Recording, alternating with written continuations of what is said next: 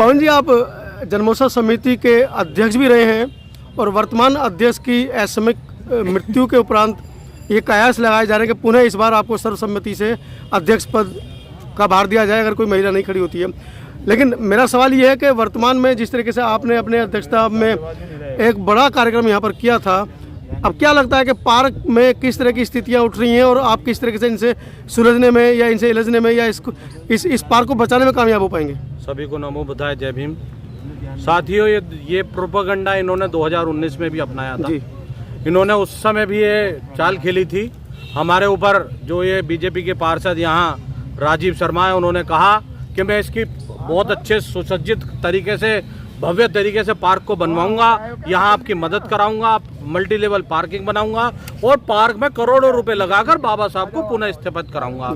पर हम उसकी चाल को जब ही समझ गए थे और हम उसके प्रोपेगेंडो को समझते हुए हमने जभी के जभी उसका विरोध कर दिया था। उस समय भी हम लोग इकट्ठे होकर जभी के जभी हमने हमला बोलकर उस बात को दबा दिया।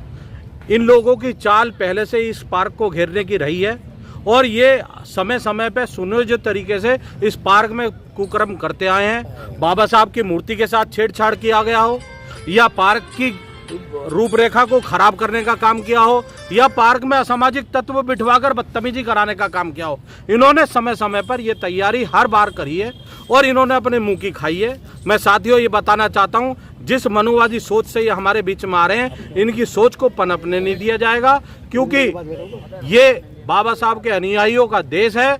और जब ये एक भीख मांगने वाले आदमी को भगवान बना सकते हैं और जिसने हमें शिक्षा का अधिकार देकर हमें जागरूक कर हमें आप लोगों के बीच में बैठाने का काम किया, हम उस बाबा साहब के खिलाफ कैसे इन लोगों को मजबूत होने देंगे? साथियों, मैं चेताना चाहता हूं आपके माध्यम से कि ये एक चिंगारी है। अगर इन्होंने हमें आग लगाने की कोशिश की तो इनके घरों को फूंक दिया जाएगा। और ये हम हाथ पे हाथ रख के बैठने वालों में से नहीं है। ये केवल हम संवैधानिक तरीके से, क्योंकि हम प्रथम कानून मंत्री के वंशज हैं, हम कानून की दृष्टि के हिसाब से चलने वाले आदमी हैं। हम इनको कानून की नजरों के बताना चाहते हैं कि आज कानून की दृष्टि को देखते हुए समझ जाओ, नहीं तो आने वाले समय में कानून हमारे हाथ में होगा और तुम हमारे हाथ में होगे। आप लगातार कोषाध्यक्ष हैं समिति के, क्या आपका वक्तव्य होगा इस बारे में? सभी को जय भीम, नमो बुद्धाय। नगर निगम इस पार्क को घेरने की कोशिश कर रहा है। समाज इसके विरोध में है। समाज किसी भी सूरत में ये नहीं चाहेगा कि यहाँ नगर निगम द्वारा पार्किंग बनाई जाए। लेकिन नगर निगम के एमएनए साहब, मेयर साहब, इन सभी के लिए एक चेतावनी है डॉक्टर BR अम्बेडकर जन्मोत्सव समिति की तरफ से कि अगर यहाँ नगर निगम पार्किंग बनाता है तो नगर निगम यहाँ समाज यहाँ मरने मारने के लिए तैयार है, लेकिन डॉक्टर अम्बेडकर पार्क की 1 इंच जगह नगर निगम को देने को लिए तैयार नहीं है। चाहे यहाँ कितनी ही मारकाट क्यों ना हो जाए, समाज कतई 1 इंच भी पीछे नहीं हटेगा, लेकिन यहाँ पार्किंग का निर्माण नहीं होने देगा। जय भीम, नमो बुद्धाय। नेशनल बातों में कह देना, जमीन तो GDA की है, नगर निगम नेशनल भीम आर्मी के राष्ट्रीय प्रमुख जी लोकेश कटारिया जी, आप आए हैं मेरठ से चलकर यहाँ पर, क्या वक्तव्य है इस बारे में आपका? सभी को जय भीम, नमो बुद्धाय, जय संविधान, जय भारत। देखो, जिस तरीके से परम पूज्य बाबा साहब डॉक्टर भीमराव अंबेडकर जी के पार्क पर ये तानाशाही सरकार कब्जा करना चाह रही है, तो ये जो हमारा बहुजन समाज है ना, ये शांत नहीं बैठेगा। और मैं सभी संगठनों से निवेदन करता हूँ जो बाबा साहब के नाम से संगठन चला रहे हैं और जिस बाबा साहब की देन से आज हम लोग लड़ना सीखे हैं, उन सभी से हाथ जोड़ के निवेदन है कि भाई एक मंच पर आकर इस पार्क को बचा लो, वरना वो दिन दूर नहीं। अगर इस पार्क को नहीं बचा पाए तो वो दिन दूर नहीं जब अपनी घरों की इज्जत को भी नहीं बचा पाओगे। और सीधी सी बात है, हमारे बाबा साहब इस देश का संविधान बनाइए, कानून बनाइए। अगर हमारे देश में संविधान के अनुसार हमारे अधिकार भी छिनता है तो हम बिल्कुल भी चुप नहीं बैठेंगे। नेशनल भीम आर्मी बहुजन एकता मिशन सामाजिक संगठन है, 18 राज्यों में सक्रिय क्रियाशील है। अगर ऐसा नहीं होता तो यहाँ से चिंगारी उठेगी और पूरे देश में जन आंदोलन होगा। और नेशनल भीम आर्मी सभी संगठनों को लेकर और जो यहाँ की कोर कमेटी है, समिति है, उनके तन मन धन और कंधे से कंधा मिलाकर इस पार्क को हत्याने से बचाने के लिए हम हर तरीके से दिन रात हमेशा तैयार रहेंगे। जय भीम, नमो बुद्धाय। साथ ही डॉक्टर अंबेडकर जन संघर्ष मोर्चा के तत्वाधान में जो ये आंदोलन शुरू तो खैर कई रोज से हो गया था, लेकिन इसकी आज नींव रखी गई है और आज हम लोग यहाँ धरना स्थल पर बैठ गए हैं। तो यहाँ पर बैठे सभी बुद्धिजीवी और आदरणीय सभी बुजुर्गों का मैं कोटि कोटि धन्यवाद करता हूँ, आभार व्यक्त करता हूँ, क्योंकि वो अपना स्नेह और आशीर्वाद देने के लिए हम लोगों के युवाओं के बीच में यहाँ पहुँचे हैं। बात हो रही है यहाँ पार्किंग की। उत्तर प्रदेश सरकार और केंद्र में बैठी नरेंद्र मोदी की सरकार ये हाथी के दांत की तरह हम लोगों के बीच में आ रही हैं। जैसे एक हाथी के दांत होते हैं, दिखाने वाले अलग होते हैं और खाने वाले अलग होते हैं। नरेंद्र मोदी और योगी आदित्यनाथ दोनों ही बाबा साहब में आस्था रखते हुए उनके नाम पर कहीं ना कहीं संस्थान बनाने की बात करते हैं। उत्तर प्रदेश में भी उसकी एक आधारशिला रखी गई राष्ट्रपति जी के माध्यम से, और देश के अंदर भी नरेंद्र मोदी जी बार बार आकर के बाबा साहब को नमन करते हैं और उनमें अपनी आस्था जताने का काम करते हैं। लेकिन फिर इनकी जो एक मनोदशा है, जो इनकी व्यवस्था है, वो पूरी तरीके से मनुवाद से ग्रस्त है। और मनुवाद के ही माध्यम से बाबा साहब ने जब संघर्ष किया था तो इन्होंने उनका हर समय इन्होंने उनका विरोध किया था। बाबा साहब ने हमें 3 मंत्र दिए, शिक्षा, संगठन और संघर्ष।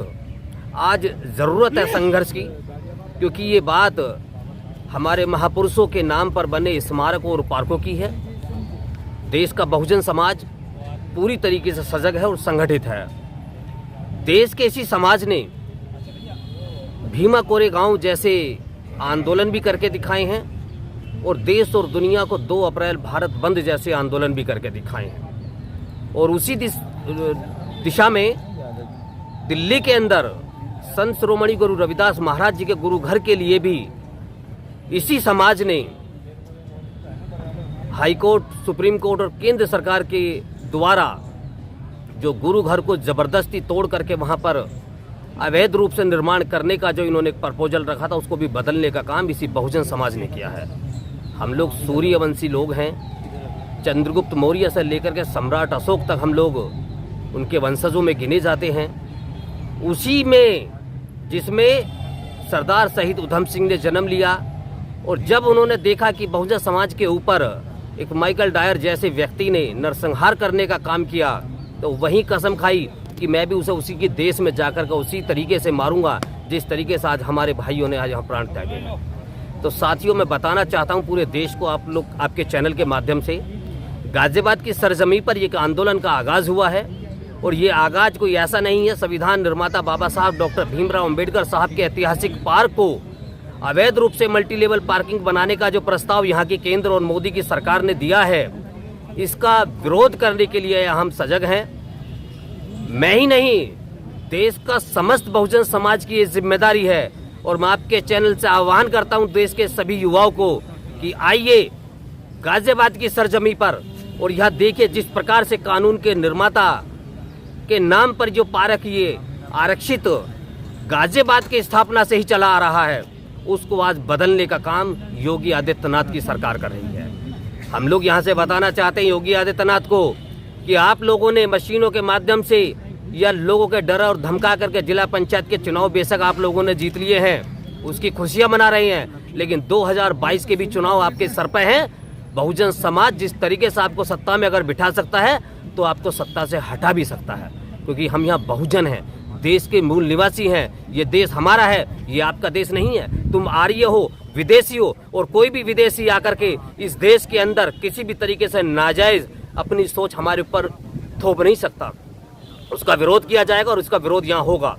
मैं कहना चाहता हूँ नगर निगम और यहाँ के जिलाधिकारी गाजियाबाद को, और साथ में जो प्रपोजल बनाया गया है यहाँ के जल निगम को भी और गाजियाबाद विकास प्राधिकरण को भी, तमाम गाजियाबाद के प्रशासन को, कि आप बहुत जल्दी इस प्रपोजल को निरस्त कर दीजिएगा, वरना आपके सभी संस्थानों के अंदर ताला लगाने का काम ये बहुजन समाज करेगा।